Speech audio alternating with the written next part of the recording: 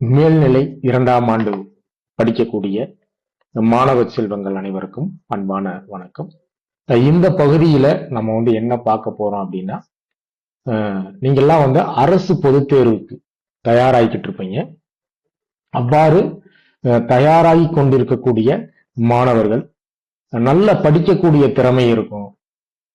நம்மெல்லாம் ஒரு பொது தேர்வுக்குரிய விடைத்தாள்களை எப்படி எழுதணும், ஒரு முழு மதிப்பெண் பெறுவதற்கு நாம் என்னெல்லாம் அங்க வேலை நம்ம செய்யணும். இப்ப 1 மதிப்பெண்களாக இருக்கட்டும், 2 மதிப்பெண்களாக இருக்கட்டும், 4 மதிப்பெண்களாக இருக்கட்டும், மனப்பாட செயலாக இருக்கட்டும், இல்ல இலக்கண பயிற்சிகளாக இருக்கட்டும், 6 மதிப்பெண்களாக இருக்கட்டும், எல்லாமே நம்ம ஒரு சில கையேடுகள் நம்ம என்ன நம்ம படிப்போம். அந்த கையேடுகள்ல நிறைய பிழைகள் இருக்கும். அதே நேரத்துல நெடுவினாவுல எப்படியெல்லாம் நம்ம எழுதணும், ஒரு குறிப்பு சட்டகங்களை எப்படி போடுறது, ஒரு முழுமையான ஒரு மதிப்பெண்களை பெறுவதற்கு என்னெல்லாம் நம்ம அங்க செய்யணும் அப்படின்னா, அங்கதான் நம்ம நம்ம கிட்ட ஒரு தடுமாற்றம் உண்டு. எப்பயுமே ஒரு 10ஆம் வகுப்பு படித்து மேல்நிலை 1ஆம் ஆண்டு வரும் பொழுது அங்கு அந்த மாணவர்களுக்கு அது மேல்நிலை 1ஆம் ஆண்டாக இருக்கட்டும், 2ஆம் ஆண்டாக இருக்கட்டும், வினாத்தாளுடைய வடிவமைப்பு, கேட்கக்கூடிய வழிமுறைகள் எல்லாமே ஒரு புதுமையாக இருக்கும். அது மட்டும் கிடையாது, இங்க விடையை எப்படி கச்சிதமாக முழு மதிப்பெண்கள் பெறக்கூடிய வகையில நாம் பதிலளிக்கணும். நாம் பதில் அளிக்கக்கூடியது ஒரு பக்கம் இருந்தாலும், இப்ப பாருங்க, இப்ப நம்ம பார்க்கக்கூடியது ஒரு அரசு பொதுத் தேர்வு எழுதக்கூடிய மாணவர்களுக்கு வழங்கக்கூடிய ஒரு விடைத்தாள், அதாவது ஆன்சர் சீட். இப்ப நம்ம சாதாரணமாக 2 கோடு போட்ட, பெரும்பாலும் நம்ம தமிழ் மொழிப்பாடத்திற்கு கோடு போட்ட விடைத்தாள்களைத்தான் நம்ம என்ன பண்றோம், நம்ம பயன்படுத்துறோம். இப்ப இந்த அரசு பொதுத் தேர்வுக்குரிய விடைத்தாள் சில மாணவர்களுக்கு புதுமையாக இருக்கும். எனக்கு தெரிந்து நீ 10ஆம் வகுப்புலே இந்த மாதிரி உங்களுக்கு விடைத்தாள் கொடுக்குறாங்க.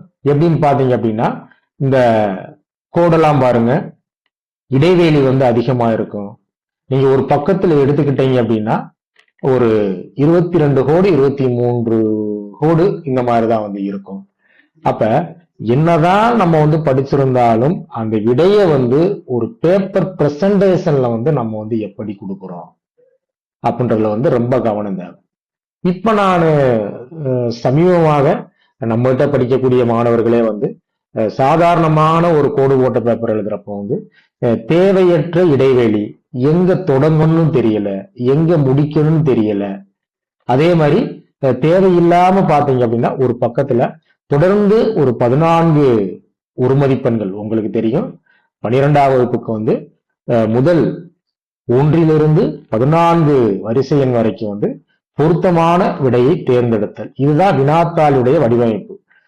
பெரும்பாலான மாணவர்கள் என்ன பண்றாங்க அப்படின்னா, தொடங்கி இருப்பாங்க, அப்படியே பாத்தீங்க அப்படின்னா இங்க வரைக்கும் முடிச்சுட்டு இந்த பகுதியை அப்படியே விட்டுருவாங்க. நம்ம உண்மையிலே ஆக்கப்பூர்வமா அறிவுபூர்வமா யோசிக்கணும். இப்ப நம்ம எழுதிக்கிட்டே வர்றோம், ஒரே ஒரு கோடு மட்டும் கடைசியா இருக்கு. இப்ப அந்த கோட்டுல நம்ம என்ன பண்ணக்கூடாது, ஒரு புதிய கேள்வியுடைய தலைப்பையோ அல்லது வேற எதையுமே நம்ம தொடங்கக்கூடாது. அது நம்ம யோசிக்கிறது மிக ஒரு சரியான ஒரு திட்டமிடுதல் தான். ஆனா அதே நேரத்தில் நீங்க எல்லாம் பாருங்க, இப்ப நீங்க ஒரு வினாத்தாள் நீங்க வாசிக்கிறீங்க. இப்ப நல்லா பாருங்க, ஏன் வினாத்தாள்ல பகுதி 1, பிரிவு 1 இதெல்லாம் கொடுக்காம உங்களுக்கு வினாத்தாள் கொடுக்குறாங்களா? நம்ம அதெல்லாம் யோசிக்கணும். அப்ப இன்றைய மாணவர்கள் என்ன பண்றாங்க, அதாவது எப்படியோ நான் விடையை எழுதிட்டேன், நீங்க அங்க எனக்கு ஒரு முழுமையான மதிப்பெண்களை நம்ம வழங்கிடுவாங்க அப்படின்னு தவறான ஒரு மனப்பான்மையில இருக்கும். அப்படி இருக்கக்கூடாது. இப்ப நம்ம தமிழை பொறுத்த வரைக்கும் 99, 100 இந்த மாதிரி முழு மதிப்பெண்கள் வாங்கணும் அப்படின்னா எல்லாருடைய விடைத்தாளை போலையும் நம்முடைய விடைத்தாள் இருக்கக்கூடாது. விடைத்தாளும் தனித்துவமா இருக்கணும். அப்ப பேப்பர் பிரசன்டேஷன் எழுதக்கூடிய முறை என்பது மிக மிக கவனம். அப்ப நீங்க பாருங்க, பகுதி 1 ஏன் பகுதி 1 கொடுக்குறாங்க? இப்ப ஒரேதான் வந்து நம்ம வந்து வினாயன் வரிசையா தொடங்கி கடைசி வரைக்கும் அப்படியே வந்து கொண்டு போனா உங்களுக்கு குழப்பம் இருக்குமா? இருக்காது, கண்டிப்பா இருக்கும். அப்ப ஏன் அந்த மாதிரி வந்து பகுதி 1, பிரிவு 1, பிரிவு 2 ஏன் அந்த மாதிரி பிரிச்சு கொடுக்குறாங்க அப்படின்னா, அங்கு ஒவ்வொரு பகுதியையும் நாம் தனித்துவமாக வந்து விடைகளை சுட்டிக்காட்டும் பொழுது வந்து எந்த ஒரு குழப்பத்திற்கும் நம்ம என்ன பண்ணக்கூடாது, ஆளாக கூடாது. அப்போ ஒரு விடைத்தாளை வந்து ஒரு ஆசிரியர் திருத்துறார் அப்படின்னா அந்த விடைத்தாள்ல வந்து பாத்தீங்கன்னா எந்தவித குழப்பத்திற்கும் என்ன பண்ணக்கூடாது, அங்க வந்து நம்ம வந்து இடம் தரக்கூடாது. இப்ப முதல் பக்கம் நம்ம எப்படி எழுதுறோம்? பகுதி 1 கண்டிப்பாக பகுதி 1 போடணும். ஒரு தலைப்பு போடணும். இப்ப வந்து ஒரு வீடு இருக்கு, அந்த வீட்டுக்கு நுழைவாயில் அப்படின்னு ஒண்ணு இருக்கும், நம்ம மனிதர்கள் இருக்கும், முகம் அப்படின்னு ஒண்ணு இருக்கும்ல. இதெல்லாம் நம்ம வந்து ஒரு கற்றல் கற்பித்தல்ல ஒரு உளவியல் ரீதியா சிலதெல்லாம் வந்து நம்ம என்ன பண்ணணும்னா அந்த இடத்துக்கு வந்து பயன்படுத்தணும். அப்ப பொருத்தமான விடையை தேர்ந்தெடுத்தல், எங்க உனக்கு உங்களுக்கு வந்து வினாத்தாள் கொடுக்குறப்ப வந்து எந்த ஒரு தலைப்புமே போடாம வெறுமனே கொடுத்திருந்தா நீ கேட்ப இல்ல, இது வந்து எப்படி எழுதணும், தலைப்பு கேள்வியே எங்களுக்கு என்னன்னு புரியல அப்படின்னா விடைத்தாள் திருத்தும் பொழுது எந்த ஒரு குழப்பத்துக்கு ஆளாகாம பொருத்தமான விடையை தேர்ந்தெடுத்தல் தலைப்பு போடுங்க. அதே மாதிரி ஒரு சில மாணாக்கர்கள் என்ன பண்றீங்க அப்படின்னா, இங்க இப்ப நம்ம பள்ளியில வழங்கக்கூடிய சாதாரணமான ஒரு கோடு போட்ட தாள்ல வந்து பாத்தீங்க அப்படின்னா அங்க வந்து கோடு வந்து நெருக்கமா இருக்கும். அப்ப அங்க வந்து எனக்கு தெரிஞ்சு அங்கேயுமே நம்ம வந்து தேவையற்ற கோடு வந்து விடக்கூடாது. அப்ப நம்ம என்ன பண்ணணும் அப்படின்னா 14 ஒரு மதிப்பெண்களை வரிசையா நம்ம என்ன பண்ணணும், வினாத்தாள்ல வந்து அங்க எப்படி இருக்கோ அதே மாதிரி அதற்கான தெரிவு, அதாவது சாய்ஸ் இருக்கு பாத்தீங்களா. இன்னும் சில மாணாக்கர்கள் என்ன பண்றாங்க, இப்ப வினாத்தாள்ல இப்ப ஆ ஆ இ ஈ இந்த மாதிரி 4 தெரிவுகள், அதாவது சாய்ஸ் வந்து விடைக்கு பின்னாடி கொடுக்குறாங்களா முன்னாடி கொடுக்குறாங்களா? முன்னாடிதான் கொடுக்குறாங்க. அப்புறம் நம்ம ஏன் வந்து அந்த 4 தெரிவுகளையும் கொண்டு போய் வந்து பின்னாடி எழுதுறோம்? இப்ப பொருள் குறிப்புன்னு போட்டு பின்னாடி வந்து நான் வந்து அதாவது ஆவண்ணா போட்டா சரியா தவறு, அப்படி எழுதக்கூடாது. நம்ம பெயர்ல வந்து நம்ம வந்து இன்னைக்கு வந்து இனிஷியல் போட்டு இருக்கிறோம் பாத்தீங்களா, அப்படியெல்லாம் எழுதக்கூடாது. அப்ப நம்மளா வந்து ஒரு புதிய வழியை வந்து அந்த இருக்கு நம்ம என்ன பண்ணக்கூடாது, பயன்படுத்தக்கூடாது. அப்ப பொருள் குறிப்பு அப்படின்னா முன்னாடிதான் அதற்கான சாய்ஸ் போடும். அப்படியே வரிசையா எழுதணும்.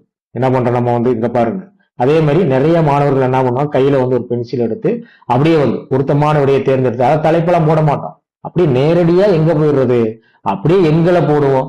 அப்படியே நம்ம வந்து அந்த ஒரு மதிப்பெண்கள் அப்படியே எழுதிட்டு வந்து பெரும்பாலான மாணவர்கள் கோடு கூட போடுறது கிடையாது. அப்புறம் என்ன நம்ம பிரசன்டேஷன் வந்து நம்ம காட்ட போறோம், ஒரு முழு மதிப்பெண்கான ஒரு விடைத்தாள் வந்து எப்படி இருக்கும். அப்ப 14 ஒரு மதிப்பெண்களையும் வரிசையா நம்ம என்ன பண்ணிடணும், அப்படியே எழுதிடணும். இங்கேயும் நம்ம ஒரு தனித்துவம் செயல்படலாம். ஒரு பகுதி முடிகிறப்ப, அதாவது ஒரு ரோமன் லெட்டர் வந்து பாத்தீங்கன்னா இப்ப பாருங்க, பொருத்தமான விடையை தேர்ந்தெடுத்தல் வந்து முடிஞ்சிருச்சு. அப்ப முடிஞ்சிருச்சு அப்படின்னா 2 கோடு வந்து போட்டு காட்டுங்க. இப்ப 2 கோடு போட்டோம்னா ஒரு பகுதி வந்து என்ன ஆகுது, முடிஞ்சிருச்சு. அப்புறம் அடுத்து நம்ம என்ன பண்றோம், இப்ப பாருங்க இங்க வந்து ஒரு 4-5 கோடுகள் இருக்கு. இப்ப நீங்க கோடு போற பாருங்க, அடுத்த வரியில அதாவது வந்து 14 ஒரு மதிப்பெண்கள் முடிஞ்சிருக்கு, அதுக்கு அடுத்த வரியில வந்து பாத்தீங்க அப்படின்னா 2 கோடு நம்ம என்ன பண்ணியிருக்கோம், போட்டிருக்கோம். அதுக்கப்புறம் தேவையில்லாம கோடு விடக்கூடாது. அதுக்கு அப்படியே தொடர்ச்சியா பகுதி 2 பிரிவு 1. இந்த பகுதி 2ல பிரிவு 1ல என்ன வருது, செய்யுள்ல குருவினா வரும், உரைநடையில குருவினா, அதாவது வந்து 3 வரி. அப்ப இந்த மாதிரி தனித்துவமா நம்ம வந்து என்ன பண்ணணும், சுட்டி காட்டணும். நான் அடுத்த பகுதி வந்து இதுதான் எழுத போறேன். எப்பயுமே படிக்கக்கூடிய மாணவர்களுக்கு வந்து கொஸ்டின் பேட்டர்ன், வினாத்தாளினுடைய வடிவ அமைப்பு வந்து பாத்தீங்கன்னா பார்க்காம சொல்ல தெரியும். ஒரு மதிப்பெண்கள், பொருத்தமான விடையை தேர்ந்தெடுத்தல் எத்தனை, செய்யுள்ள குருவினா வந்து எத்தனை வினாக்கள் கொடுத்து எத்தனை வினாக்கள் எழுத வேண்டும், உரைநடையில வந்து எத்தனை வினாக்கள் கொடுத்து எத்தனை வினாக்கள் எழுத வேண்டும், அதுக்கப்புறம் எந்த பகுதி வருது, அதுக்கப்புறம் எந்த பகுதி வருது, இதெல்லாம் பார்க்காம நமக்கு என்ன பண்ணணும், அந்த வினாத்தாளுடைய வடிவமைப்பு நமக்கு தெரியும். இப்ப நீங்க பாருங்க, இந்த 4 கோடுகளை வந்து விடவலாம் கூடாது, தாராளமா தொடர்ந்து எழுதலாம், தவறே கிடையாது. இப்ப நீங்க இன்னும் சில பேர் பண்றாங்க, இப்ப ஒரு நெடுவினா எழுதுறாங்க. இப்ப உதாரணத்துக்கு பாத்தீங்க அப்படின்னா, ஒரு நெடுவினா எழுதிட்டு கீழே ஒரு 4 கோடு இருக்கு, அதை விட்டுட்டு அடுத்த தலைப்புக்கு அங்கிட்டு போயிடுறாங்க. ஒரு நெடுவினாவில் வந்து ஒரு 10 தலைப்பு இருக்கு, முன்னுரை வந்து எழுதுறாங்க. அதுக்கப்புறம் என்ன பண்றாங்க, அடுத்த தலைப்பு கீழே ஒரு 5-6 கோடு இருக்கு, அதை விட்டுட்டு அடுத்த பக்கம் போயிடும். அப்ப விடைத்தாள் திருத்துறவங்க வந்து என்ன நினைப்பாங்க தெரியுங்களா, அப்ப இந்த தலைப்புல ஏதோ அந்த மாணவன் ஞாபகம் இல்லை போல, இதை எழுதுறதுக்கு இடைவெளி விட்டுருக்கேன், அப்படியே வந்து அடுத்த பக்கம் போய் வந்து எழுதி கொடுத்துட்டாங்க. இதெல்லாம் விடைத்தாள் திருத்துறப்ப தேவையில்லாத ஒரு குழப்பங்களை வந்து ஏற்படுது. அடுத்து நம்ம நல்லா பாருங்க, இப்ப வந்து 2 மதிப்பெண்கள், அதாவது வந்து குருவினாண்டாலும் 3 வரிண்டாலும் ஒண்ணுதான். இப்ப குருவினாவில் வந்து செய்யுள், இதெல்லாம் விடைத்தாள் திருத்துறவங்களுக்கு வந்து நம்ம மேல வந்து ஒரு நல்ல நம்பிக்கையை ஏற்படுத்தி கொடுக்கும். பரவாயில்ல, எந்தவித ஒரு குழப்பமும் இல்லாம இந்த மாணவன் வந்து பகுதி 2 பிரிவு 1 அதே மாதிரி எந்த வினா தான் எழுத போறோம்ன்றது அந்த இருக்கு வந்து மிக நேர்த்தியாக அந்த மாணவன் சொல்லியிருக்கான் அப்படின்னு வந்து பார்ப்பாங்க. அப்ப குருவினாவில் வந்து செய்யுள், அதே மாதிரி கண்டிப்பாக ஒவ்வொரு விடைக்கு ஒரு தலைப்பு போடணும். எல்லாரும் எழுதுற மாதிரி நம்ம விடைத்தாள் இருக்கக்கூடாது. எந்த கேள்வியா இருந்தாலும் அப்படியே வந்து வினாவை வந்து அப்படியே நம்ம என்ன பண்ணணும், தலைப்பாக மாத்தணும். நீங்க தலைப்பு மாத்துறதுக்கு எங்கேயும் தேட வேண்டாம், வினாவுக்கு பின்னாடி இருக்கக்கூடிய அந்த வினா சொல்ல வந்து அப்படியே எடுத்துட்டு அப்படியே நீங்க வந்து அதை வந்து தலைப்பாக மாத்தலாம். அப்ப தலைப்பாக மாற்றும் பொழுது விடைத்தாள் திருத்துறவருக்கு இந்த தலைப்பை பார்த்தே வந்து அது என்ன வினான்றத வந்து நம்ம வந்து அந்த இருக்க வந்து ஒரு நல்ல வழிமுறையை வந்து நம்ம வந்து என்ன பண்றோம், நம்ம வந்து திருத்துவதற்கு வந்து நம்ம வந்து ஏற்படுத்தி தர்றோம். அதே மாதிரி அடுத்து நம்ம என்ன பண்றோம் அப்படின்னா, எங்க பார்த்தாலுமே வந்து நல்லா தெரிஞ்சுக்கிறணும், அதாவது வந்து அந்த நட்சத்திர குறியீடு, அந்த ஸ்டார் போட்டு எழுதுறோம். பெரும்பாலும் மாணவர்கள் அதைத்தான் பண்றாங்க. என்னன்னு கேட்டா, கையேடுல அப்படித்தான் இருக்கு, அதனால நாங்க அப்படி எழுதுறோம். தயவு செய்து அந்த மாதிரி பயன்படுத்தக்கூடாது. எப்பயுமே நல்லா தெரிஞ்சுக்கிறணும். இப்ப ஒரு பொது தேர்வுல வந்து ஒரு ஆசிரியர் வந்து விடைத்தாள் திருத்துறாரு அப்படின்னா அவங்களுக்கு வந்து எப்படி கொடுத்துருப்பாங்க தெரியுங்களா, இந்த ஒரு பாயிண்ட்ஸ், இந்த ஒரு கருத்துக்கு இவ்வளவு மதிப்பெண்கள் போடுங்க, 2வது கருத்துக்கு இந்த மதிப்பெண்கள் போடுங்க. அப்ப நம்ம இந்த மாதிரி வந்து எண்களாக வரிசைப்படுத்தி சுட்டி காட்டும் பொழுது இந்த மாணவன் 2 மதிப்பெண்களுக்கு வந்து 2 பாயிண்ட்ஸ், அதாவது 2 பாயிண்ட்ஸ், அதாவது வந்து 3 பாயிண்ட்ஸ், இந்த மாதிரி எல்லாம் வந்து எழுதியிருக்கான். அப்ப இந்த மாணவனுக்கு வந்து கண்டிப்பாக முழு மதிப்பெண்கள் வந்து இடணும் அப்படின்ற ஒரு எண்ணம் வந்து விடைத்தாள் திருத்துறவருக்கு வரும். அதே மாதிரி ஒற்றுப்பிழை எங்கேயுமே நம்ம வந்து ஒற்றுப்பிழையா இருக்கட்டும் எழுத்துப்பிழையா இருக்கட்டும் விடவே கூடாது. இப்ப நீங்க பாருங்க, 2 மதிப்பெண்கள் வந்து நம்ம வந்து அப்படியே எங்கேயுமே தேவையில்லாத இடைவெளி விடாதீங்க. ஏன்னா அந்த மாதிரி இடைவெளி விட்டா நீங்க அந்த இடத்துல ஏதோ எழுதுவதற்கு வந்து மறந்துட்டீங்க, இந்த மாணவன் விட்டுட்டான்னு சொல்லி அங்க வந்து மதிப்பெண்களை குறைப்பதற்கு அங்க வந்து சில நம்மளே வந்து ஒரு இடம் ஏற்படுத்தி கொடுக்கறது மாதிரி வந்து ஆகிரும், பாத்துக்கங்க. அதனால இந்த பாருங்க, 2 மதிப்பெண்கள் எழுதுறப்ப வந்து இந்த மாதிரி வந்து பாயிண்ட்ஸ் வந்து போடுங்க. அதுக்கப்புறம் பாருங்க 16வது வினா, இது வந்து கடந்த காலங்கள்ல பொது தேர்வுக்கு எழுதப்பட்ட ஒரு விடைத்தாள் தான், சரிங்களா. அப்ப எதிர்பாராத விருந்தினராக ஜலாலுதீன் ரூமி குறிப்பிடுவது, எவற்றை குறிப்பிடுகிறார் அப்படின்ற கேள்வி. இது அப்படியே ஒரு தலைப்பா வந்து மாத்திட்டோம் பாருங்க. அப்ப இதெல்லாம் நம்ம வந்து இந்த பாருங்க, இதெல்லாம் வந்து நம்ம வந்து என்ன பண்ணிருக்கோம், அப்படியே ரோம லெட்டர் போட்டு வந்து வரிசைப்படுத்துறப்ப விடைத்தாள் திருத்துறவங்க அப்படியே பாருங்க பரவாயில்ல. ஏன்னா ஜலாலுதீன் ரூமி வந்து எதிர்பாராத விருந்தினர்களாக வந்து யாரெல்லாம் வந்து வருகிறார்கள் அப்படின்ற ஒரு நம்ம பாடல்ல வந்து படிக்கும் பொழுது வந்து அங்க வந்து நம்ம வந்து இதை எண்களாக வரிசைப்படுத்தி காட்டும் பொழுது வந்து அந்த விடை வந்து பார்ப்பதற்கு நல்லா இருக்கும். திருத்துவருக்கு வந்து பாத்தீங்க அப்படின்னா ஒரு நல்ல ஒரு எண்ணத்தை வந்து ஏற்படுத்தி கொடுக்கும். பரவாயில்ல, இந்த மாணவன் வந்து பிரசன்டேஷன்ல வந்து ரொம்ப வந்து கவனமா இருக்கான் அப்படின்றது. அதே மாதிரி ஒரு கேள்வி முடிஞ்சு இந்த பகுதி முடியல, அதனால ஒற்றை கோடு போடுங்க. அந்த ஒற்றை கோடு போடுறதுக்கு என்ன பண்றாங்க, சில நேரம் அதே வரியில கோடு போடுறாங்க, சில நேரம் ஒரு வரியை விட்டுட்டு மறுபடியும் கோடு போடுறாங்க. அப்படிலாம் போடக்கூடாது. இப்ப அடுத்த வரியில அப்படியே நம்ம என்ன பண்ணலாம், ஒரு கோடு போட்டுடலாம். அதே மாதிரி இங்க பாருங்க, எல்லா குருவினாவும் அதே மாதிரி எழுதணும். இப்ப நீங்க செய்யுள்ல வந்து குருவினா வந்து முடிச்சுட்டீங்க. அப்ப நம்ம என்ன பண்ணலாம், செய்யுள் பகுதியில பகுதி 1ல பிரிவு 1ல நான் வந்து செய்யுள்ல 3 வினாக்களையும் நான் என்ன பண்ணிட்டேன், முடிச்சுட்டேன் அப்படின்றதுக்கு 2 கோடு போட்டு காட்டலாம். நான் பாருங்க, இரட்டை கோடு போட்டு காட்டுறப்ப அந்த பகுதி வந்து முடிஞ்சிருச்சு. இப்ப மறுபடியும் இட விடாதீங்க, சும்மா தாராளம் தொடர்ச்சியா எழுதலாம். நீங்க கோடு போடாட்டித்தான் தேவையற்ற குழப்பம் ஏற்படும். தாராளமா தொடர்ந்து எழுதுங்க. ஒரு கோடு இருக்கு, அதாவது என்னைய பொறுத்த வரைக்கும் 2 கோடு 3 கோடு 4 கோடு இருந்தா எழுத ஆரம்பிச்சிருங்க, தொடர்ந்து எழுதுங்க. அது தேவையற்ற இடைவெளி ஒரு மாதிரியாக இருக்கும். அப்ப தொடர்ந்து எழுதிட்டு இப்ப நம்ம இதை என்ன பண்றோம், குறுவினாக்கள் வந்து என்னது உரைநடை. அப்ப திருத்துவருக்கு வந்து பரவாயில்ல, செய்யுள்ல 3 வினாக்களை வந்து இந்த மாணவன் எழுதிட்டான். அதுக்கப்புறம் 2 மதிப்பெண்கள் வினாக்கள் வந்து குறுவினாக்கள் உரைநடையில வந்து இந்த மாணவன் வந்து மிக நேர்த்தியாக சுட்டிக்காட்டி எழுதியிருக்கான். அப்ப மொழியினுடைய அந்த இயல்பு வழக்குகளை கலை வழக்குகளாக மாற்றுபவை. அப்படியே வந்து கேள்வியை வந்து நம்ம என்ன பண்ணிட்டோம், தலைப்பாக மாத்திட்டோம்.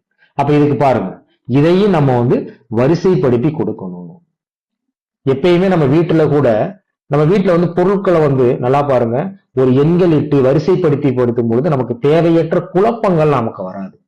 கற்றல் கற்பித்தலையும் இந்த மாதிரி வந்து உளவியல் ரீதியா நம்ம வந்து ஒரு தனித்தன்மையோட ஒரு ஆளுமையோட நம்முடைய பதிலா அந்த வந்து கண்டிப்பா இருக்கணும். உங்களுடைய பேப்பர் தனித்துவமா விடைத்தாள் திருத்தும் பொழுது அங்க அவங்களுக்கு இந்த பேப்பர் வந்து கத்துக் கொடுக்கும், அந்த மாதிரி இருக்கும். அடுத்து இதே மாதிரிதான் உரைநடையும் தலைப்பு போடுங்க. இதே மாதிரி வந்து பாயிண்ட்ஸ் போட்டு என்ன பண்ணுங்க, எழுதுங்க. நீங்க 2 மதிப்பெண்கள் வினா, அதாவது செய்யுள்ளையும் உரைநடையிலையும் நீங்க முடிச்சுட்டீங்க அப்படின்னா அடுத்து என்ன வருது, இலக்கண பயிற்சிகள் வந்து வரும். அப்ப அதுக்கு சுட்டி காட்டுங்க. நான் அடுத்தது வந்து 22வது வினா. இப்ப பாருங்க, கான் கான். இப்ப நம்ம எப்படி எழுதணும், பெரும்பாலும் நம்ம என்ன பண்ணுவோம், நம்ம வந்து இப்ப கான் அப்படின்னா காடு. இப்ப கான் அப்படின்னா என்னது பார், இதான் வந்து மயங்கொலி சொற்கள். தமிழ்ல வந்து பாத்தீங்கன்னா மயங்கொலி எழுத்துக்கள் வந்து 8 எழுத்துக்கள் இருக்கு. 3 லகரம், நகரம் வந்து எடுத்துக்கிட்டீங்கன்னா 3, ரகரம் வந்து 2. உச்சரிப்பு ஒரே போல இருக்கும். நல்லா பாருங்க, உச்சரிக்கும் பொழுது ஒரே உச்சரிப்பு வரும், ஆனா வடிவம் மட்டும் பாத்தீங்க அப்படின்னா மாறும். அப்ப அந்த மாதிரி வந்து நம்ம என்ன பண்ணணும் அப்படின்னா, இந்த பாருங்க, சான்றுன்னு கொடுத்து அதை அடிக்கோடு போட்டு காட்டணும். ஒரு ஒன்வேர்டு இருக்கு அப்படின்னா, கானகத்தில் உள்ள காட்சிகள் காண்பதற்கு இனிமையாகும். இப்ப கான் அப்படின்னா காடு, கான் என்றால் பார்த்தல். அப்ப அந்த கேள்வி வந்து பதில்ல வரும் பொழுது அடிக்கோடு போட்டு காட்டுங்க. அப்ப விடைத்தாள் திருத்துறாங்க பாத்தீங்களா ஆசிரியர்கள், அவங்களுக்கு வந்து அப்படியே பார்த்த உடனே பரவாயில்ல, அடிக்கோடு போட்டு மிக நேர்த்தியாக உண்மையிலே வந்து இந்த ஸ்டூடெண்ட் வந்து இந்த மாணவன் மாணவி வந்து பாத்தீங்கன்னா எழுதி இருக்கிறாங்க அப்படின்னு இருப்பாங்க. அதே மாதிரி அடுத்ததை இது வந்து பாத்தீங்க அப்படின்னா 25 பாருங்க, பனை ஓலையால் கூரை வேய்ந்திருந்தன. இந்த மரபு பிள்ளைங்கள்லாம் சொல்லுவாங்க. நம்ம பேச்சு வழக்குல ஒரு மாதிரி பேசுவோம், அதே நேரத்துல வந்து பாத்தீங்கன்னா அந்த மரபு அடிப்படையில வந்து அதற்கு சரியான சொல்ல இருக்கும். இப்ப கூரை மேய்ந்தனர்னு சொல்லுவாங்க, இப்ப பண மட்டைன்னு சொல்லுவாங்க, அப்படிலாம் சொல்லக்கூடாது. அப்ப எந்த சொல்ல வந்து நம்ம வந்து திருத்தி மிக சரியான விடை எழுதி இருக்கிறோமோ அப்ப நம்ம என்ன பண்ணணும், அந்த சொல்ல அடிக்கோடு போட்டு காட்டுங்க. இன்னும் சில மாணவர்கள் என்ன பண்ணுவாங்க அப்படின்னா, பென்சிலை வச்சுட்டு அப்படியே வந்து பூ மாதிரி போடுறது, கீழே வளவா போடுறது, அப்படிலாம் போடக்கூடாது. இதுதான் ஒரு பயிற்சி. ஒரு போட்டித் தேர்வுக்கு நான் போட்டித் தேர்வுன்றேன், நம்ம அரசு பொது தேர்வுக்கு வந்து நம்ம தயாராகிறோம் அப்படின்னா இதான் பயிற்சி. சும்மா வந்து ஏதோ ஒரு விடையை வந்து நான் வந்து விடைத்தாள் எழுதிட்டேன், நான் எல்லாமே எழுதிட்டேன், எனக்கு மதிப்பெண்கள் போடுங்க அப்படின்னா, தமிழ் ஆங்கிலம் இந்த பாடப்பொருளை பொறுத்த வரைக்கும் வந்து அங்க எல்லாமே பார்ப்பாங்க. இப்ப கணிதம் வந்து நீ எப்படித்தான் விடை எழுதினாலும் முழு மதிப்பெண்கள் வந்து ஆன்சர் கரெக்டா இருக்கா போட்டு போயிட்டே இருப்பாங்க. தமிழ் அந்த மாதிரி கிடையாது. இன்னைக்கு இருக்க நல்லா படிக்கிற மாணவர்கிட்ட கூட வந்து பிரசன்டேஷன்ல வந்து டோட்டலா அடி வாங்குறாங்க. ஒரு பதிலை எப்படி எழுதுன்னு தெரியல. அதே மாதிரி இங்க பிள்ளைக்கு உடம்பு சரியில்லை, 3 நாட்களாக சிரமப்படுகிறது. இதையும் என்ன விடை அங்க கேள்வியில அங்க பிழை இருக்கும். அதை சரியாக திருத்தும் பொழுது இங்க பாத்தீங்கன்னா அடிக்கோடு போட்டு என்ன பண்ணுங்க, இந்த இடத்துல பிள்ளைக்குன்னு இருக்கும், நம்ம பிள்ளைக்கு சிரமப்படுகிறதுன்னு இருக்கும், இந்த இடத்துல சிரமப்படுகின்றது பாத்துக்கோங்க. இதெல்லாம் நம்ம இந்த விடையை எழுதணும். அதே மாதிரி பாருங்க, சொல்லை பிரித்தும் சேர்த்தும் எழுதுக ஒரு பகுதி கண்டிப்பா எல்லா தேர்வுலையுமே இருக்கும். அப்ப பலகை அப்படின்னா மரப்பலகை, பல கை அப்படின்னு சொல்றப்போ என்னது, ஒன்றுக்கு மேற்பட்ட கைகள். அங்கேயும் நம்ம எழுதும் பொழுது அந்த சேர்த்து எழுதிய சொல்ல அடிக்கோடு போடுங்க. இது பாத்தீங்க அப்படின்னா அல்லது அல்லது கேட்பாங்க. பலகைன்ற சொல்ல நம்ம என்ன பண்ணணும், பிரித்து பிரிச்சு ஒரு தொடரையும் பிரிக்காம ஒரு தொடரை எழுதணும். சில மாணவர்கள் என்ன பண்றாங்க தெரியுங்களா, பலகை இங்க என்ன பண்ணிருக்காங்க, கோவில்னு கொடுத்திருக்கிறாங்க, இதுல ஒரு சொல்லு இதுல ஒரு சொல்லு. பலகைன்னு ஒரு சொல் எழுதிடுவாங்க, கோவில் அப்படின்னு ஒரு சொல் எழுதிடுவாங்க. கிடையாது. இந்த கேள்வியினுடைய சிறப்பே என்னன்னு பாத்தீங்க அப்படின்னா, ஒரு சொல் சேர்ந்து என்ன பொருளை தருது, அதே சொல்லு பிரிந்தா ஒரு பொருளை கொடுக்கும். பலகை என்பது ஒரு பொருள், பலகை என்பது ஒரு பொருள். அப்ப அந்த மாதிரி அதை அடிக்கோடு போடுங்க. அதே மாதிரி பகுபத உறுப்பிலக்கணம், பகுபத உறுப்பிலக்கணம் எழுதுறப்ப இந்த பாருங்க, தலைப்பு போடுங்க, பகுபத உறுப்பிலக்கணம் அப்படின்னு சுட்டி காட்டுங்க. அதே மாதிரி எந்த தெரிவுன்னு போட்டு இந்த மாதிரி எழுதக்கூடிய முறை அது கீழே. இதை என்ன பண்றாங்க அப்படின்னு பாத்தீங்க அப்படின்னா, அது ஒரே வரிசையில் எழுதுறது, இதை கொண்டு இங்க எழுதுறது. அந்த பகுபத உறுப்பிலக்கணத்துடைய மிக நேர்த்தியாக எழுதக்கூடியதே அந்த சொல்ல பிரிக்கணும். அது கீழே இந்த பாருங்க, இது கேள்வி இந்த பக்கம் வந்துருச்சு, அப்படியே இந்த பக்கம் பாத்தீங்கன்னா இந்த கோட்டுக்கு இந்த பக்கம் விடையை இங்கிட்டு கொண்டு வந்துடும். பாத்தீங்கன்னா இதெல்லாம் எழுதக்கூடிய முறை. அதே மாதிரி புணர்ச்சி விதி, இன்னைக்கு புணர்ச்சி விதியவும் என்ன பண்றாங்க, புணர்ச்சி விதின்றது ஒரு கணித மாதிரி, அதை அந்த படிப்படியா நம்ம கொண்டு விடையை கொண்டு வரணும். இப்ப முன்னுடை அப்படின்றது கேள்வி, இங்க முன்னுடைன்றது விடை. அப்ப இதை எப்படி கொண்டு வரணும், இந்த பாருங்க, அப்படி பிரிச்சு இதை எண்களை கொடுத்து எத்தனை விதிகள், இதெல்லாம் நம்ம தனித்துவமாக அதை எழுதக்கூடியது. புணர்ச்சி நல்லா புரிஞ்சுக்கிட்டோம்னா இந்த மாதிரி நேர்த்தியான ஒரு விடை அமைப்பை நம்ம என்ன பண்ணலாம், நம்ம கொடுக்கலாம். இதையும் பாராகிராஃப் மாதிரி எழுதுறாங்க. அது சொல்லுறுப்பை பிரித்தும் சேர்த்தும் எழுதுதல்.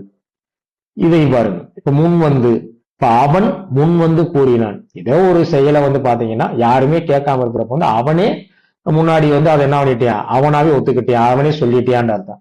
அவன் முன் கூறினான் அப்படின்னா யாரோ ஒருத்தன் முன்னாடி என்ன பண்ணிருக்கான், இன்னொருத்தன் ஏதோ சொல்லி இருக்கான் அப்படின்னு பொருள். அப்ப இதையும் பாருங்க. அப்ப இந்த ரோம லெட்டர் முடியவே நல்லா பாருங்க, 2 கோடு போட்டேன் பாருங்க. அப்ப ஒரு பகுதி முடியவே 2 கோடு போட்டு காமிச்சோம்னா இதெல்லாம் நீங்க அந்த மைப்பேனா இருக்கு பாத்தீங்களா, அதுல நீங்க எழுதும் பொழுது மிக நேர்த்தியாக மிக அழகாக இருக்கும். அப்ப விடையெல்லாம் இந்த மாதிரி கோடு போட்டு காட்டணும். இப்ப இதை எங்க பிரிச்சிருக்கோம், இந்த அவன் தனியா வந்துருச்சு. முன் இந்த இருக்கு பாருங்க, அவன் முன், அவன் முன்.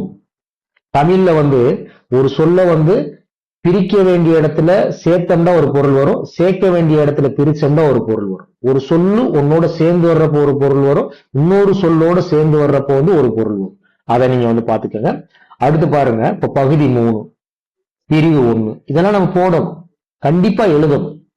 இன்னைக்கு இருக்க மாணவர்கள் தான் அதிகம் நம்ம உழைக்க கூடாது, அதிகமா எதையும் நேரம் செலவழிக்க கூடாது, சுருக்கமா எழுதணும், இப்படியே எழுதணும், அப்படியே நல்ல மதிப்பெண்கள் வாங்கணும். கண்டிப்பாக அதெல்லாம் ஒரு நல்ல ஆசிரியர் அதெல்லாம் மிக நேர்த்தியாக பார்ப்பாங்க. இன்னொன்னு பாருங்க, இன்னைக்கு உங்களுக்கு இருக்கக்கூடிய அதாவது மேல்நிலை 2ஆம் ஆண்டு 12ஆம் வகுப்பு மாணவர்களுக்கான அந்த வினாத்தாள் வடிவமைப்பு இருக்கு பாத்தீங்களா, 90 மதிப்பெண்கள் கொடுக்கக்கூடிய வினாத்தாள் 10ஆம் வகுப்போட ஒப்பிடும் பொழுது மிக மிக எளிமையான ஒரு வினாத்தாள் வடிவமைப்பு, அதாவது கொஸ்டின் பேட்டர்ன். 3.25 மணி நேரத்துல இன்னைக்கு சாதாரணமா ஒரு 18 பக்கம் 20 பக்கம் தான் ஒரு நல்லா படிக்கிற ஒரு ஸ்டூடெண்ட் எழுதுறாங்க. எனக்கு தெரிஞ்சு பழைய பாடத்திட்டத்துல அதாவது பேப்பர் 1 பேப்பர் 2, அதாவது தாள் 2 தாள் 1 தாள் 2 இருக்கும். அது 30 பக்கம் 35 பக்கம் எழுதினவங்களா 32 பக்கம் எழுதினவங்களா எனக்கு தெரியும். அதாவது மெயின் சீட்டு வாங்கிட்டு அடிஷனலா ஒரு 4 சீட்டு வாங்குவாங்க. இன்னைக்கு அதெல்லாம் குறைஞ்சு போயிடுச்சு. அது என்ன காரணம் அப்படின்னா, நிறைய இந்த மினிமம் மெட்டீரியல் இந்த நெடுவினான்னா ஒரு 1.5 பக்கம் ஒரு கோடா விட்டு 2 பக்கம் எழுதியிருக்கிறீங்க. அதை வந்து சுருக்கும் பொழுதும் 1.25 பக்கம் கூட வராது. அதுக்கு எப்படி வந்து நம்ம வந்து 6 மதிப்பெண்கள் வழங்குவாங்க? அதெல்லாம் நம்ம வந்து ரொம்ப கவனமா இருக்கும். இப்ப சிறுவினாக்கள் அதே மாதிரி வந்து பாத்தீங்க அப்படின்னா இந்த பாருங்க தலைப்பு போடுது, அதுக்கப்புறம் அந்த கேள்வி தண்ணீர் இல்லாத தமிழ், தண்டி அலங்கார மேற்கோள் பாடல். அப்ப இது எழுதக்கூடிய முறை இருக்கு. அப்ப இடம்னு போடுங்க, இது எந்த இடத்துல யாரால வந்து சுட்டப்பட்டது, பொருள், அதுக்கப்புறம் விளக்கம் வந்து பாருங்க. பத்தி பத்தியா எழுதாதீங்க. ஏன்னா ஒரு விடைத்தாள் திருத்துறப்ப வந்து பாராவா நம்ம எழுதுறப்ப வந்து அங்க விடைத்தாள் திருத்துறவங்களுக்கு வந்து கஷ்டமா இருக்கும், வாசிக்கிறதா ரொம்ப இடர்பாடுகளா இருக்கும். அப்ப அந்த மாதிரி வந்து மிக நேர்த்தியாக நம்ம என்ன பண்ணணும், அந்த பாயிண்ட்ஸ் எல்லாம் வரிசையா போடணும். இதே மாதிரி 4 மதிப்பெண்கள் வேணா வந்து பாருங்க, எவ்வளவு அழகா தலைப்பு போட்டு அப்படியே வந்து பாத்தீங்கன்னா பாயிண்ட்ஸ் போட்டிருக்கும் பாருங்க, எப்படி வருது பாருங்க. இப்ப எங்கேயாச்சும் இந்த பேப்பர்ல தேவையில்லாத இடைவெளி இருக்கா? அதுக்காண்டி வந்து இடைவெளி விடாம நம்ம எழுதியிருக்கிறோமா? ஏன்னா இந்த கோடு வந்து உங்களுக்கு வந்து அரசு பொதுத் தேர்வுல வந்து அரசு வழங்கக்கூடிய அந்த விடைத்தாள் வந்து ஏன் மாணவர்களுக்கு அப்படி கொடுக்குறாங்கன்னா, ரொம்ப நெருக்கமா இருந்துடக்கூடாது, ரொம்ப இடைவெளி வந்துடக்கூடாது, அதனாலதான் திட்டமிட்டு இந்த விடைத்தாள் கொடுக்குறாங்க. நம்ம அதையும் ஒரு திட்டமிடுதல் இல்லாம ஒரு தேர்வு எழுதுறப்ப வந்து நமக்கு வந்து பாத்தீங்க அப்படின்னா அங்க வந்து அப்படி ஒரு கச்சகச்சன்னு ஒரு மாதிரி வந்து விடைத்தாள் பாக்குறப்பே வந்து பாத்தீங்கன்னா ஒரு விதமான விடைத்தாள் ஒரு சலிப்பு வரும். என்ன இப்படி பண்ணிருக்கான்? ஒரு கற்றுக் கொடுக்கக்கூடிய ஒரு தமிழாசிரியர் விடைத்தாள் எப்படி எழுதணும், விடைத்தாள் எழுதக்கூடிய முறையை கூட சொல்லி கொடுக்கலையா அப்படின்லாம் வந்து கண்டிப்பா சொல்லுவாங்க. நல்லா பாருங்க. அதே மாதிரி இந்த மாதிரி வந்து பாயிண்ட்ஸ் போட்டு எழுதுங்க, எங்கேயும் வந்து ஸ்டார் போடாதீங்க. அடுத்து பிரிவு 2, இது வந்து பாத்தீங்க அப்படின்னா உரைநடையில வந்து நம்ம வந்து 4 மதிப்பெண்கள் வினா வந்து எழுதுவோம். அதே மாதிரி பாருங்க, அப்படி எழுதி கோடு போடுங்க. அந்த பகுதி முடிஞ்சிருச்சு அப்படின்னா 2 கோடு போடுங்க. இப்ப பாருங்க, நமக்கு வந்து செய்யுளா இருக்கட்டும் உரைநடையா இருக்கட்டும் 4 மதிப்பெண்கள் வினாக்கள் வந்து என்ன பண்ணிட்டு நம்ம வந்து முடிச்சிட்டோம். அடுத்து எங்க போறோம்? அணி, பாணையம் பாராட்டல், தமிழாக்கம். இந்த பகுதி வந்து ஒரு 12 மதிப்பெண்களுக்கு வந்து கொடுத்திருப்பாங்க. இப்ப நம்ம அணி எழுதுறப்பயுமே நிறைய தவறு பண்றோம். பிரிவு 3 போடுங்க, உவமை அணின்னு தலைப்பு போடுங்க. அதாவது வந்து இந்த அணி இலக்கணம் வந்து இன்னைக்கு புதிய பாட புத்தகத்துல 3 தலைப்பு தான் கொடுத்திருக்கிறாங்க. ஆனா உண்மையிலேயே அதை எப்படி எழுதுன்னு தெரியுங்களா? அணின்னா என்ன, இப்ப உவமை அணின்னா என்ன நம்ம சொல்லி இருக்கோம். அப்ப அந்த உவமை அணிக்கு மேற்கோளாக அதாவது சான்று வந்து என்ன. இப்ப இந்த சான்று, இந்த பாட்டினுடைய விளக்கம் தெரிஞ்சாதான் நம்ம ரெண்டையும் பொருத்தி சொல்ல முடியும். ஆனா என்ன பண்றப்ப வந்து சான்று அதுக்கப்புறம் நேரடியா வந்து அணி பொருத்தத்துக்கு போயிடும். இப்ப இந்த தலைப்பு எல்லாமே அரசு பொதுத் தேர்வுல எங்களுக்கு விடைத்தாள் திருத்தும் பொழுது வழங்கக்கூடிய விடை குறிப்புல வந்து எப்படியெல்லாம் தலைப்புகள் சுட்டி இருக்கிறாங்களோ அதை வச்சுதான் நாங்க சொல்றோம். நான் வந்து உங்களுக்கு விளக்கம் கொடுக்குறேன். அப்ப தமிழ்நாடு முழுவதும் ஒரே மாதிரி ஒரு 12 பேப்பர் திருத்தணும் அப்படின்னா அதுல வந்து 99, 100 வாங்கக்கூடிய விடைத்தாள் வந்து தனித்துவமா இருக்கும். கருத்துக்கள் வந்து நிறைய எழுதி இருக்கணும். எல்லார மாதிரி சராசரியான ஒரு விடைத்தாளா இருக்கக்கூடாது. நல்லா பாத்துக்கணும். அப்ப அணி இலக்கணம், அணிண்டா என்ன, சான்று, அதுக்கப்புறம் பாத்தீங்க அப்படின்னா அந்த பாட்டுக்கான விளக்கம் இருக்கணும், அதுக்கப்புறம் வந்து அணி பொருத்தம். அப்ப இங்க எல்லாம் வந்து நம்ம வந்து தேவையற்ற நேரத்தை செலவழிக்க கூடாது. இதுக்கு நம்ம வந்து குறிப்பு சட்டகம் போடுறது. குறிப்பு சட்டகம் என்பது எங்க இருக்கணும் அப்படின்னா நெடுவினாவுக்கு மட்டும் பயன்படுத்தும். ஏன்னா முன்னாடியெல்லாம் பழைய இலக்கணத்துல வந்து உங்களுக்கு பாணையம் பாராட்டலுக்கே பாத்தீங்க அப்படின்னா 10 மதிப்பெண்கள் 8 மதிப்பெண்கள்லாம் கொடுத்தாங்க. இப்ப அங்க வந்து நம்ம வந்து அதை பயன்படுத்தணும் சரிதான். ஏன்னா தாள் 1, தாள் 2 இலக்கணத்துக்கு தனியா பிரிச்சிருப்பாங்க. அப்ப அவங்க வந்து 100 மதிப்பெண்கள் கொண்டு வரணும் அப்படின்றதுனால ஒவ்வொரு பகுதிக்கு வந்து மிகையான மதிப்பெண்களை கொடுத்து வந்து அவங்க என்ன பண்ணியிருந்தாங்கன்னா அன்னைக்கு அந்த விடைத்தாளுடைய வடிவமைப்பு இருந்துச்சு. இப்ப வந்து பாருங்க, இலக்கணம் எல்லாத்தையுமே சேர்த்து வந்து 100 மதிப்பெண்கள் கூட இல்ல, 90 மதிப்பெண்கள் கொண்டு வந்துட்டாங்க. அப்படின்றப்ப நம்ம வந்து அதற்காண்டி விடையினுடைய தரத்தை வந்து நமக்கு வந்து குறைக்க கூடாது. நல்லா தெரிஞ்சுக்கணும். அப்ப நெடுவினா 6 மதிப்பெண்கள் கொண்டு வந்துட்டாங்க அப்படின்றதுக்காண்டி வந்து அரை பக்கத்தில் எழுதக்கூடாது, பாத்துக்கணும். அப்ப இந்த மாதிரி வந்து அணி வந்து இந்த மாதிரிதான் எழுதும். அதுக்கப்புறம் இலக்கிய நயம் பாராட்டுகள். இப்ப இந்த இலக்கிய நயம் பாராட்டுகளை பொறுத்த வரைக்கும் நம்ம நல்லா தெரிஞ்சுக்கணும். இப்ப இங்க கூட வந்து உங்களுக்கு வந்து திரண்ட கருத்து மைய கருத்து எல்லாம் வந்து நான் வந்து தெரிஞ்சுக்கிறதுக்காண்டி சொல்லியிருக்கேன். இப்ப என்னுடைய மாணவர்களுக்கு வந்து இந்த விடைத்தாளை கொடுக்கும் பொழுதோ என்னுடைய அந்த பயிற்சி அந்த குறிப்புகளை வந்து நான் வந்து கொடுக்கும் பொழுது தமிழ் சம்பந்தமான அந்த நான் தயாரித்த அந்த கையேடை வந்து நான் வந்து கொடுக்கும் பொழுது நான் வந்து அங்க வந்து இப்ப நீங்க பாளையம் பாராட்டல் வந்து பொது தேர்வுல வந்து மைய கருத்து ஏதேனும் 3 நயங்கள் தான் சொல்லியிருப்பாங்க. ஆனா தெரிஞ்சுக்கிறதுக்கான என்ன பண்ணிருப்போம்னா ஒரு 5-6 நயங்களும் சொல்லியிருப்போம். இங்கேயும் கூட வந்து திரண்ட கருத்து எழுதணும்னு அவசியம் கிடையாது. அங்க கேள்வி என்ன கேட்டிருக்கிறாங்க. இப்ப மைய கருத்துக்கு 1 மார்க்கு. அதுக்கப்புறம் பாத்தீங்க அப்படின்னா மைய கருத்தை வந்து நயத்தோட சேர்க்கக்கூடாது. சில பேர் என்ன பண்றாங்க, இந்த மைய கருத்து வந்து சேர்த்துட்டு அதுக்கப்புறம் ஏதாவது 2 நயம் எழுதுவாங்க. அவ்வாறு எழுதக்கூடாது. நல்லா தெரிஞ்சுக்கணும்.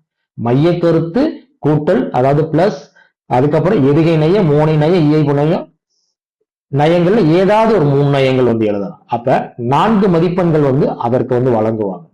அவ்வாறு எழுதும் பொழுது வந்து நீங்க வந்து அந்த பாளையம் பாராட்டல் கூட வந்து நம்ம என்ன பண்றாங்க, எதுகை மோனை கண்டுபிடிக்கிறது போல் நீங்க எழுதிட்டு இருக்கிறாங்க. தலைப்பை நீங்க பாருங்க, பா நயம் பாராட்டல்.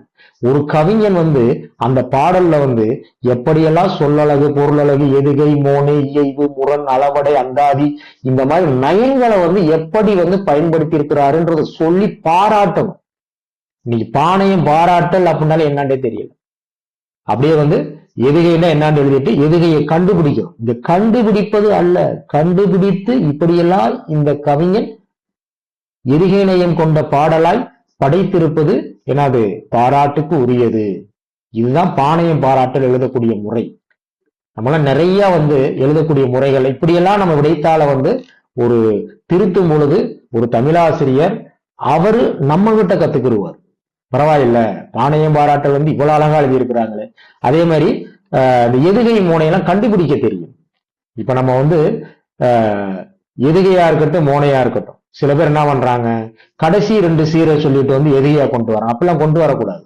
இப்போ ஒரு கரும்பலகை இருக்கு, அதை எப்படி அளப்போம், எங்கு தொடங்குகிறதோ அதை அளவாக வச்சுக்கிட்டு தான் ஒண்ணு மேலிருந்து கீழே அளப்போம், இல்ல மேலிருந்து என்ன பண்ணுவோம், நம்ம வந்து பக்கத்துல படுக்க வேஷமாக நம்ம வந்து அளப்போம். அப்ப எதுகை மோனை கண்டுபிடிக்கிறது இன்னைக்கு நிறைய தவறுதலா வந்து நம்ம என்ன பண்றோம், கண்டுபிடிக்கிறோம். வச்சுக்கணும். அதெல்லாம் நீங்க பாருங்க, பாளையம் பாராட்டல் எழுதும் பொழுதும் இந்த மாதிரி நேர்த்தியாக வந்து நம்ம வந்து எழுதணும். இப்படியெல்லாம் எழுதும் பொழுது 100க்கு கண்டிப்பா நம்ம 99, 100 நினைத்தது போலயே அந்த மதிப்பெண்களை வந்து வாங்கலாம். நல்லா தெரிஞ்சுக்கணும். அதுக்கப்புறம் பாருங்க, திணை எழுதுறப்ப அதே மாதிரிதான் திணையோட இலக்கணம், சான்று, விளக்கம் அதையும் இந்த மாதிரி பாயிண்ட்ஸ் எல்லாம் போடுங்க. பாயிண்ட்ஸ் போட்டு எழுதுங்க. திருத்துவருக்கு வந்து எளிமையான ஒரு வழியா இருக்கும். தேவையான குழப்பங்கள் ஏற்படாது. நம்மளை பற்றிய முழு மதிப்பெண்கள் இடணும் அப்படின்ற ஒரு மனப்பான்மை வந்து அவருக்கு வந்து வரும். நீங்க ஒரு குழப்பத்தை ஏற்படுத்தி விட்டீங்கன்னா உளவியல் ரீதியா நம்முடைய மதிப்பெண்கள் குறைவதற்கு நாமளே அந்த இடத்துல வந்து வழிவிட்டு கொடுக்கிறோம். அடுத்து தமிழாக்கம். இப்ப தமிழாக்கம் பாருங்க, அதுவும் அதே மாதிரி தலைப்பு போடுங்க. தமிழாக்கம் அப்படின்னா தலைப்பு போடுங்க. தலைப்பு போட்டு 4 ஆங்கிலத்துல வந்து 4 தொடர்கள் கொடுத்து கேட்பாங்க. சில நேரங்கள்ல வந்து ஒரே பாராகிராஃப் கொடுத்து கேட்பாங்க. அந்த மாதிரி பாராகிராஃப் கொடுத்து கேட்கும் பொழுதும் பத்தி கொடுத்து கேட்கும் பொழுதும் அந்த பத்திக்கு பொருத்தமான தலைப்பு அதையும் பாயிண்ட்ஸ் போட்டு என்ன பண்ணுங்க, எழுதுங்க. ஏன்னா 4 மதிப்பெண்கள். நீங்க ஒரு 5-6 பாயிண்ட்ஸ் போட்டு எழுதுனீங்கன்னா ஒவ்வொரு பாயிண்ட்ஸ்க்கு அப்படியே அவங்க வந்து என்ன பண்ணுவாங்க, அந்த டிக் போட்டுட்டு பரவாயில்ல இந்த மாணவனோ மாணவியோ மிக நேர்த்தியாக பிரிச்சு நல்லா எழுதியிருக்கிறாங்க, மதிப்பெண்கள் வந்து குறைக்க கூடாது, அப்படியே போடணும் அப்படின்ற ஒரு எண்ணம் வந்து வரும். அதுக்கப்புறம் பெரும்பாலான மாணவர்கள் செய்யக்கூடிய தவறு என்னன்னு பாத்தீங்க அப்படின்னா, நல்லா தெரிஞ்சுக்கங்க, இதெல்லாம் இதுல ஒரு குழப்பமே கிடையாது. நம்மளே அந்த இடத்துல வந்து யோசிக்கணும். எப்படி யோசிக்கணும்? இப்ப நல்லா பாருங்க. இப்போ ஒரு கேள்வி கேட்டிருக்கிறாங்க, அறிவுடைமை வாழ்வின் உயர்விற்கு துணை நிற்கும் என்பதை வள்ளுவம் வழி நின்று விளக்குக அப்படின்னு இருக்கும். நம்ம என்ன பண்ணணும், அது அப்படியே தலைப்பாளுங்க. ஒரு நெடுவினாவுக்கு நல்லா தெரிஞ்சுக்கணும், விடைத்தாள் திருத்தத்துல வந்து என்ன நம்ம சொல்லியிருப்பாங்க, பொருத்தமான விடைக்கேற்ற தலைப்பு, ஒற்றுப்பிழை, எழுத்துப்பிழை எதுவுமே இல்லாம நல்லா எழுதியிருந்தா அந்த மாணவனுக்கு வந்து குறிப்பிட்ட தலைப்புகள், உட்தலைப்புகள், முன்னுரை, முடிவுரை இதெல்லாம் போட்டு எழுதியிருந்தா அந்த மாணவனுக்கு வந்து முழுமையான மதிப்பெண்களை வந்து வழங்குக அப்படின்னு நமக்கு வந்து என்ன பண்ணியிருப்பாங்க, சொல்லியிருப்பாங்க. இப்ப அதே மாதிரி இந்த குறிப்பு சட்டம் பாருங்க, இதையும் நம்ம என்ன பண்றோம், எப்பயுமே வந்து ஒரு வேலையை நம்ம எப்படி செய்யலாம். இப்போ குறிப்பு சட்டம் போடுறப்ப இதை கொண்டு இங்க வந்து போடுவாங்க, இல்லைன்னா என்ன பண்ணுவாங்க, வளவள ஒரு கோடை போட்டு வந்து ரவுண்டு போட்டு போவாங்க. இப்ப பாருங்க, இந்த பக்கத்துல ஒரு கோடு இருக்கு பாருங்க, அந்த பக்கத்துல வந்து பாத்தீங்கன்னா சைடு அந்த மார்ஜின் இருக்குல்லங்க, அந்த கோட்டை வந்து நம்ம வந்து அளவாக வச்சுக்கிட்டு அப்படியே நம்ம எப்படி குறிப்பு சட்டம் போட்டிருக்கோம் பாருங்க. இன்னொன்னு பாருங்க, இப்ப தலைப்பு எழுதிட்டோம், வரிசை எண் இங்க வந்து என்ன பண்ணுவாங்க, குறிப்பு சட்டகம்னு போடுவாங்க. எழுதாதீங்க, இங்க நல்ல முறைப்படி யோசிச்சு பாருங்க. வீட்டுல வந்து உங்க பேர் எழுதுவீங்களா, இது என் வீடுன்னு எழுதுவீங்களா? நான் சொல்றது புரியும்னு நினைக்கிறேன். இது குறிப்பு சட்டம் வந்து பார்த்தாலே தெரியும். இப்ப முன்னுரை அரணாக அமையும், நல்வழியில் செலுத்தும், மெய்ப்பொருள் காணும், உலகத்தோடு இணைந்து செல்லும், நடுங்க வரும் துன்பம் இல்லை, முடிவுகள். இதெல்லாம் என்ன?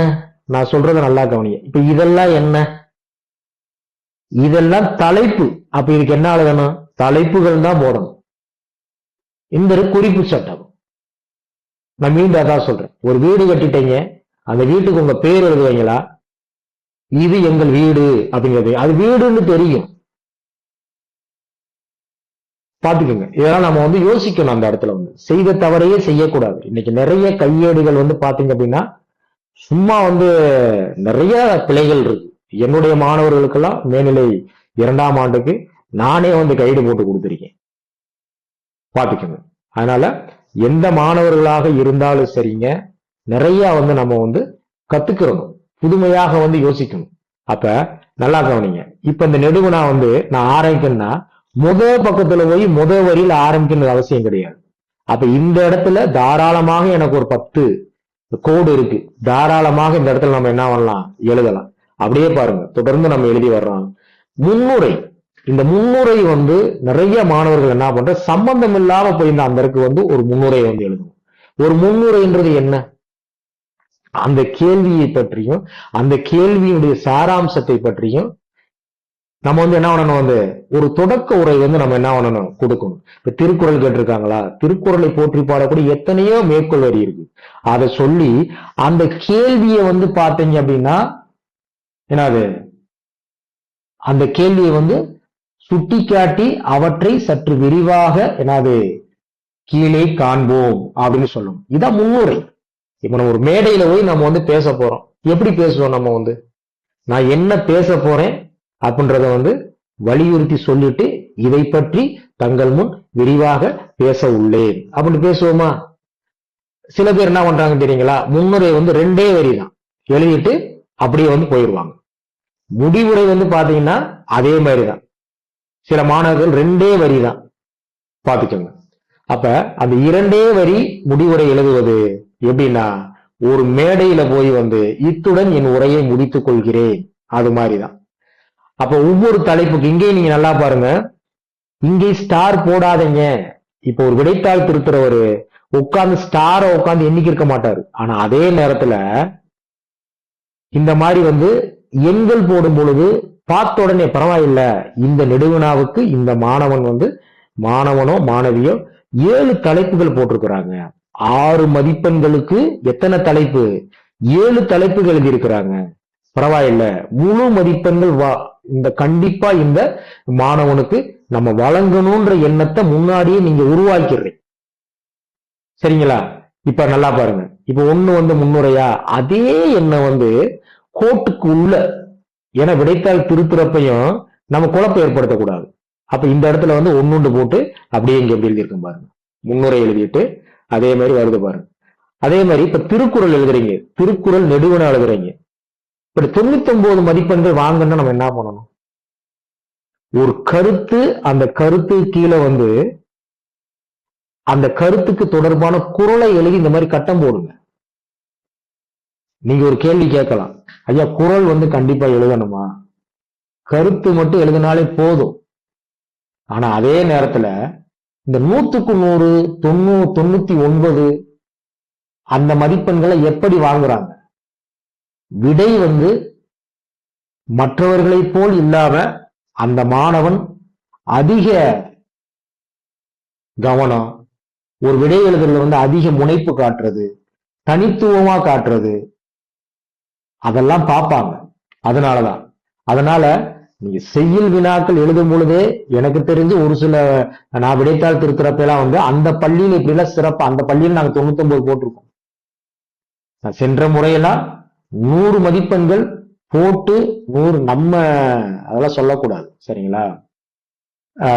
அடுத்தது பாருங்க, நல்வழியில் செலுத்தும், அதே மாதிரி மெய்ப்பொருள் இப்படி வரும் பொழுது ஒவ்வொன்றுக்கு நீங்க என்ன பண்ணுங்க, வரிசை எண் வந்து போடுங்க. அதுக்கப்புறம் பாருங்க, உரைநடையில, இப்போ உரைநடையில வர்றப்ப அதே மாதிரிதான் பண்டைய காலத்து பள்ளிக்கூடத்துல வந்து எல்லாம் எத்தனை தலைப்பு வருது பாருங்க, ரொம்ப சுருக்கமா எழுதி முடிச்சிடுறாங்க. இதே பாடம் தான், இதே தலைப்புகள்லாம் பாத்தீங்க அப்படின்னா விடைத்தாள் குறிப்புல கொடுக்குறாங்க. அப்போ ஒரு நெடுவினா என்பது சும்மா வந்து ஒரு 2 பக்கம் 1.5 பக்கத்துல அதை காட்டி என்னன்னு தெரியுங்களா, ஒரு மாணவன் எழுதியிருப்பியான், ஒரு வரிக்கு 3 வார்த்தை தான் இருக்கும், ஒரு வரிக்கு 3 சொல்லுதான் இருக்கும். அதை அப்படியே கொண்டு வந்து பார்த்தோம்னா ஒரு 2 பக்கத்துல முடிச்சிருப்பேன், அதுல இடையில வந்து அகனன்னு கோடு விட்டுருப்பேன். அப்ப அதை எல்லாம் சேர்க்கிறப்ப ஒரு பக்கம் 1.25 பக்கத்தும் கூட அந்த நெடுவினா வராது. இப்போ ஒரு தலைப்பு இருக்குன்னா, இப்ப மையாடல் அப்படின்னா புத்தகத்தில் இருக்கக்கூடிய அந்த கருத்து அப்படியே இருக்கும். இப்ப எழுத்து பயிற்சி இருக்குன்னா அங்க இருக்கிறது அப்படியே இருக்கும். பெரும்பாலும் உட்தலைப்புகள் என்ன பண்றாங்க அப்படின்னா மேலோட்டமா அப்படியே மேலோட்டம் எழுதிட்டு போயிடுது. இப்ப இந்த மாதிரி நம்ம வந்து அந்த பாயிண்ட்ஸ் எல்லாம் போட்டு எழுதுறப்ப வந்து எப்படி இருக்கும் அப்படின்னா, விடைத்தாள் திருத்துறப்ப சல்லு என்ன பண்ணிருப்பாங்க, மிக வேகமா அப்படி போய்கிட்டே இருப்பாங்க. நல்லா தெரிஞ்சுக்கணும், ஒரு விடைத்தாளுக்கு திருத்தருக்கு 1/2 மணி நேரம்லாம் எடுத்துக்கொள்ள மாட்டாங்க பள்ளியில மாதிரி. ஏன்னா அங்கெல்லாம் வந்து முன்னாடி வந்து அந்த கோடிங் சீட் இருக்கும், மதிப்பெண்களை எடுத்து எழுதணும், 2 பக்கமே வந்து கூடுதல் வந்து பொருத்தமா வரும், டேலி ஆகும். அப்ப அதுல எல்லாம் வந்து நிறைய வேலைப்பாடுகள் இருக்கும். அதனால இந்த மாதிரி நெடுவினாக்கள் எழுதுறதுலையும் நம்ம எப்படி இருக்கணும், ரொம்ப ரொம்ப கவனமா இருக்கும். இப்படியெல்லாம் பார்த்து எழுதணும். அதுக்கப்புறம் துணைப்பாடும் அதே மாதிரிதான், குறிப்பு சட்டம் போட்டிருக்கோம், தலை போட்டிருக்கோம், வரிசை எண் போட்டிருக்கோம், உள்ள வர்றப்ப வந்து எப்படி பாயிண்ட்ஸை பிரிச்சிருக்கோம் பாருங்க, இந்த மாதிரி பிரிச்சு எழுதணும். அதுக்கப்புறம் கடைசியா வந்து பாத்தீங்கன்னா மனப்பாட செய்யுள். அந்த மனப்பாட செய்யுள் 47வது வினா எழுதுறப்போ வந்து அடிவிரலாமல் செய்யுள் வடிவில் எழுதுக, தலைப்பு போடுங்க. அதே மனப்பாட பாட்டுக்கு தலைப்பு எழுதுங்க. தொடங்கும் வரி நல்லா பாருங்க, இப்போ ஒரு பாட்டு வந்து தொடங்கு வரின்னு கொடுத்திருப்பாங்க, அப்ப தொடக்கத்தை கோடு போட்டு காட்டுங்க. அவ முடியக்கூடிய இந்த பாருங்க, ஒரு திருக்குறள் முடியுதுன்னா இந்த மாதிரி வந்து கடைசி சொல்ல கோடு போட்டு காட்டுங்க. இது விடைத்தாள் திருத்தும் பொழுது பரவாயில்ல, அந்த மாணவன் வந்து தொடங்கக்கூடிய சொல்லு முடியக்கூடிய சொல்லு இதை கூட வந்து முக்கியத்துவப்படுத்தி அடிக்கோடு விட்டு காட்டியிருக்கீங்க. இந்த மாணவனுக்கெல்லாம் நம்ம 99 மதிப்பெண்கள் போட்டே ஆகணும். தமிழ வந்து எவ்வளவு அழகா ஒரு கட்டிட கலைஞர் வந்து வீடு கட்டும் பொழுது நேர்த்தியாக பார்த்து பார்த்து பார்த்து பார்த்து எப்படி கட்டுவாரோ அது போல எவ்வளவு அழகா அந்த மாணவன் வந்து ஒவ்வொரு பக்கமும் மிக நேர்த்தியாக ஒவ்வொரு கேள்வியையும் பதிலளிச்சிருக்கான் பாருங்க. அதனால இன்று இருக்கக்கூடிய மாணவர்கள், நல்லா படிக்கக்கூடிய மாணவர்கள் கூட விடைய படிக்கிறாங்க, அதை கொண்டு வந்து விடைத்தாள்ல வந்து பிரசன்டேஷன்ல வந்து சொல்ற அளவுக்கு கிடையாது. அப்ப நல்ல எதிர்பார்க்கக்கூடிய ஒரு ஆசிரியர்கிட்ட வந்து அந்த விடைத்தாள் வந்து போச்சு அப்படின்னா நாம் என்ன எதிர்பார்த்தோமோ, தமிழை பொறுத்தவரைக்கும் சொல்ல முடியாது, ஒற்றுப்பிழை இருக்கும், கருத்துக்கள் வந்து ஒண்ணு எதிர்பார்ப்பாங்க. அப்படி இருக்கிறப்ப வந்து நம்ம வந்து இத்தனை வருடங்கள் படித்து மேல்நிலை 2ஆம் ஆண்டு 12ஆம் வகுப்புல வந்து நாம் முழு மதிப்பெண்கள் பெறணும் அப்படின்றத இந்த மாதிரி வந்து விடை எழுதக்கூடிய முறைகள்ல வந்து நம்ம வந்து அந்த இடத்துல வந்து சொதப்பும் பொழுது கண்டிப்பாக ஓரிரு மதிப்பெண்கள் குறைவதற்கு அதிக வாய்ப்புகள் உண்டு. இப்படியெல்லாம் செய்யும் பொழுது நாம் நினைத்த 99 மதிப்பெண்கள் 100 மதிப்பெண்களை வந்து கண்டிப்பாக நம்ம வந்து வாங்கலாம். அன்பான மாணவ செல்வங்களே, இந்த காணொலியை பாருங்க. இதே போல வந்து விடைத்தாள் எழுதுவதற்கு முயற்சியெல்லாம் பண்ணுங்கன்னு சொல்ல மாட்டேன், இதை வந்து கண்டிப்பாக வந்து நீங்க வந்து கடைபிடிங்க. கண்டிப்பாக தமிழ்ல 99 100 மதிப்பெண்கள் வாங்கலாம். அனைவருக்கும் மனமார்ந்த நன்றி.